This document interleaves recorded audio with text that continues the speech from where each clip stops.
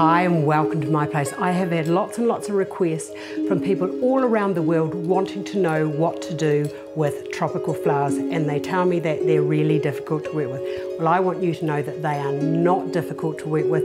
They are easy. They grow freely, they have a life of their own, they usually reach for the sun. There's no hard set rules as to how to design them. Now this is what I'm going to do today, or what I'm using today. I've got a tall glass jar here, and I found this artificial matting, which or sort of like organic-y sort of tropical kind of foliage. It comes on a little grid when you buy it. It comes in a little grid about 8 inches by 8 inches. What I've done is I've just wrapped it around the outside of the vase, and I've just used a little bit of wire on to just bring the two sides together, and then just bring those bits around there like that so that they're just covered. What I want to produce is something that looks like it's growing on something.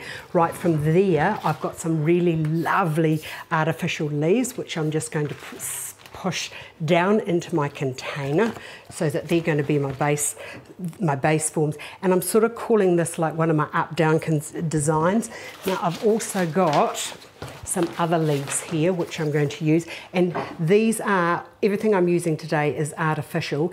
If you're looking for a great place to buy them, I think that Wynwood Silks is one of the best places in the world for producing the artificial forms. So I'm just going to put a leaf into there, and I'm working in twos. So a leaf there, and then I'm going to bring another leaf into there. So that's just, as I said, it's a top-down container design, and everything is just, I'm placing from the base.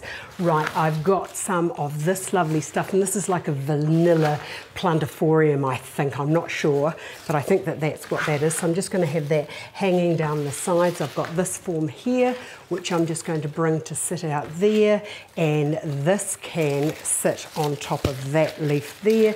If you wanted to, you could just bring that to rest down the sides like so. The other thing I've got is this spider plant. I just love this. I've been in love with this since I was about 15. My nan had them growing everywhere. I'm just going to place that into there. So, and already I'm starting to form this beautiful picture. If you only wanted to use those forms in your composition, fantastic. Right, from there I've got two Gloriosas, which I absolutely love. I'm just going to push those into there. And the thing is that working from the base up just means that everything else can just be used to support your forms. I've got these anthuriums, I've got 3 of those. So I'm just going to place one of those into there.